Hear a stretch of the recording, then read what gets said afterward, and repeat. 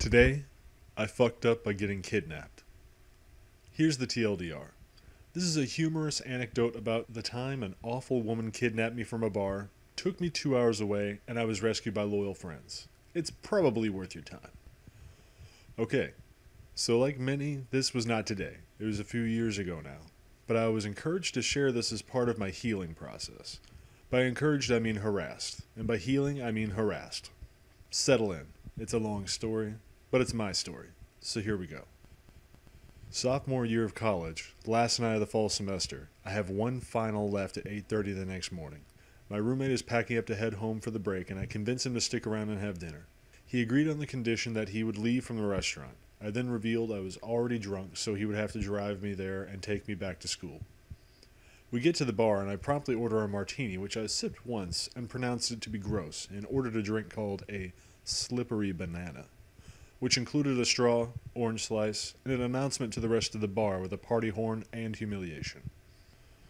My roommate calls our buddy, who agrees to come down and join us. Then suddenly a group of women in their 30s walk in and take seats at the bar.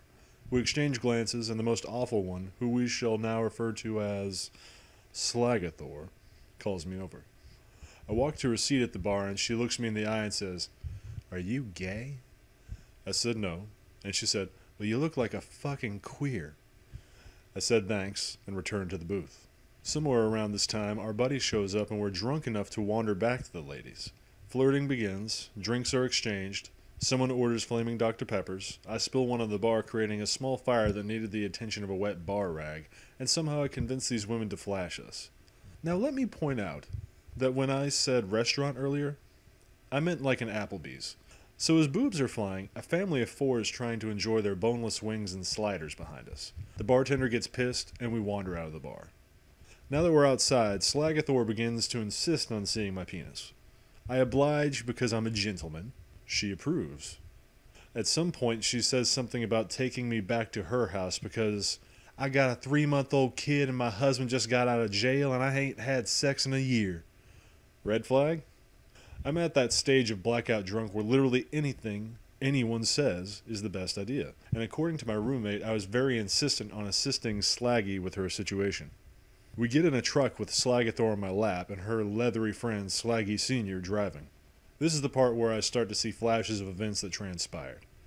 I remember her rolling a blunt on my lap. I remember a gas station. I remember her kissing me. I remember a parking lot, and then getting in a new car. This is where the actual kidnapping kicks in, because I say I want to go home and Slagathor says, and I quote, "No." We drive off into the night and I pass out.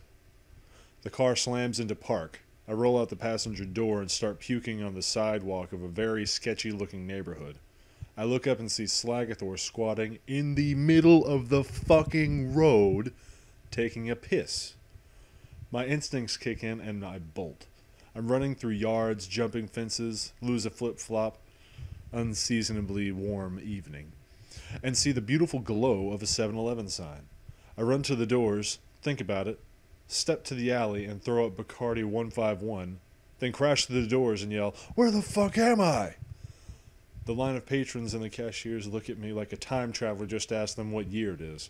The cashier timidly says, 7-Eleven. I said, "No, like what fucking city is this?" She tells me. I ask how far that is from my college. She says 2 hours. I call my roommate in a panic. He says he's too drunk to drive, so is the rest of the school because it's the last fucking night of finals. He calls a friend who lives a half hour away and tells her I'm in trouble and they need to come get me. He then tells her I'm about 15 minutes from campus. She is a wonderful person for her actions, and if this were a military operation, I would submit her for a commendation. I begin to explain to the cashiers what had happened to me, when I feel a hand on my shoulder and the screeching wail of Slagathor. "There you are! We've been looking for you." Slaggy Sr. is there too, and she takes my other arm. They walk me back to Slaggy Sr.'s house, where they sit me down on a bench. Some guy walks over and yells at me. Slaggy starts yelling at me about getting her pills? Where the fuck am I going to get pills? I don't know any drug dealers 2 counties from where I live. I didn't really know any drug dealers where I lived. For some reason, I remember a fucking cat coming over. I just sat there and pet the cat because it brought me comfort to see some kind of innocence again. After a while, I yelled to the next room that I wanted to leave, and Slagathor says not until we have sex. I said I don't want to have sex. She says she'll take me home when she's done smoking her blunt, and I said I was leaving. She said, go fuck yourself. I leave and begin to look for the 7-Eleven again, which is somehow now very hard to find. Then I see it. I march through the doors, past the cashiers, into the stockroom and sit down on a case of Pepsi and refuse to leave. They said they would help me, but they needed me to come out of the stockroom. Much to my dismay, they call their cop buddy to come. I explained the story to him, and he shows little sympathy and asks what I want from him. I asked him if he could take me home. He says he can take me to jail. I said I'll just wait for my friends.